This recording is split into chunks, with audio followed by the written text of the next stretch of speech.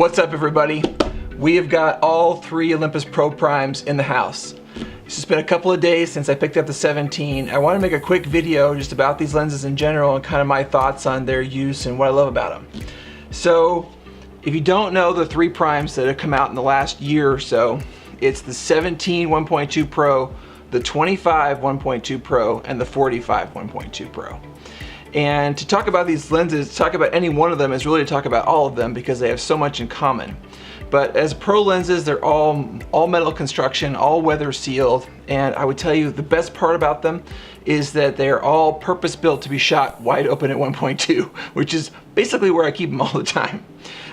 So I've had the advantage of shooting both the 45 and the 25 for quite a while, so I'm pretty familiar with the performance. The 17 is, of course, pretty new to me, but I'm putting it through its paces this weekend at my first wedding with all three of these guys. So, with that aside, you know, I don't think there's a lot we can do in terms of lens review. You know, it's like I don't want to go shoot brick walls and somebody else can go do that.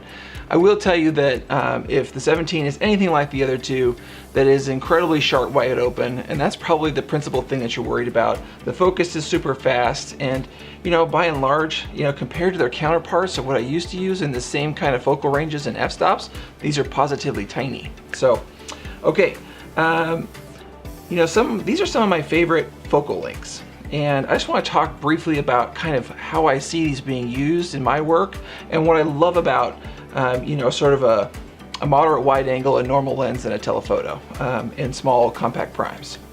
So for me, the 17 is a documentary lens. What's great about 17 is that it's wide enough to give you layers of context in an image. And I may try and flash a couple pictures on the screen as I'm talking here, but what I really love about documentary work is when you can tell a story in a single image. And with 17, that really gives you that ability to put something in the foreground and have context in the background. And if you look carefully at some of your favorite you know, photojournalists' work, that's what really astounds you, is how much they can fit into a frame that contributes to what they're trying to say about their subject. And so I tend to use this on one of my cameras all the time as a wide angle lens because I'm always looking for that foreground-background relationship. Or even better, some of my very favorite images of all time actually have like 3 layers of context. There's a foreground, a middle ground, and a background. If you can get that far, you're cooking with gas, you know what I'm saying? So that's the 17. The 25, on the other hand, what I love about it is that it's so stealth. The 25 is a normal lens, which means that you see through the camera approximately the same way that you see with your eyes. Not that you see as wide as your eyes, but things are about the same size as they are as you look at them. And what I love about the 25 is that it's wonderful for capturing moments because of that focal length, it really brings you into and makes you feel intimate with what you're photographing, because it feels like you're standing there. And things are the right size and the relationships are the same, and it's not, the lens distortion is not bringing you out of the photo in any way. It's really leaving you in the moment. So if you're capturing something really intimate and amazing and you want the viewer to feel like they were there and to not notice anything about the photographer at all, the 25 is like the most stealth thing that you can give, right? It's like the lens is going to make you sort of, everything else just sort of fades away and all the viewer's thinking about is what the content of the image is. So I love the 25. The 45 is your buttery smooth portrait lens. It's the one that makes the backgrounds fade away, makes the women look amazing, really flatters people's features, and it's just a great all-around portrait lens. So, you know, and it's not that any one of these lenses can't do the other jobs. You know, I take great documentary images with the 45, and I'll take great portraits with a 17. But their primary roles are kind of those. That's kind of how I see them. And so when I work during a wedding day or during an event, I like to have one of these lenses on one of my cameras and one on the other. So it's usually the 17 in either the 45 or the 50. That way I'm always prepared for whatever kind of comes up in front of my lens. So, you know, up until this time, I've been working with these guys' smaller counterparts. And I just want to mention that, you know, each one of these guys is a little over $1,000, and that can be a big investment for a lot of people. And I don't want you guys to think that these are somehow like a requirement for making great photographs, because I have had these little guys in my bag for a really long time.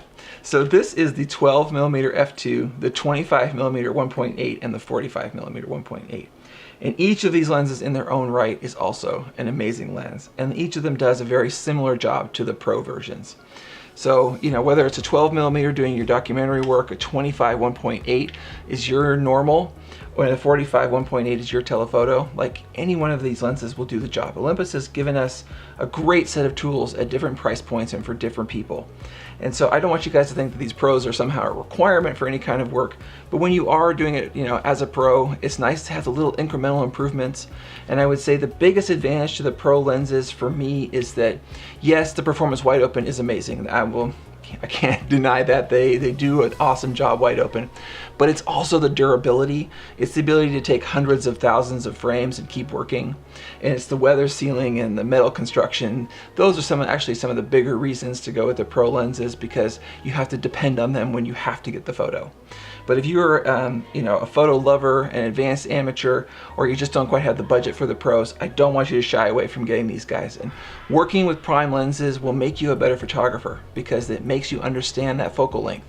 And so that's all I have to say. You know, I really love these pro primes. I'm really excited to have them. I've got my first wedding with them coming up this weekend, and I think it's going to be amazing. I'll report back when I've got more to share, when I've got some user experience under my belt, and we'll go from there, guys. But Pro Prime Day here, guys, so love it. Talk to y'all soon. Thanks. Good night.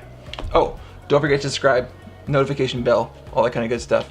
You want to find me on Instagram, Joseph Mark Photo, PHOTO, and my website, of course, is just josephmark.com.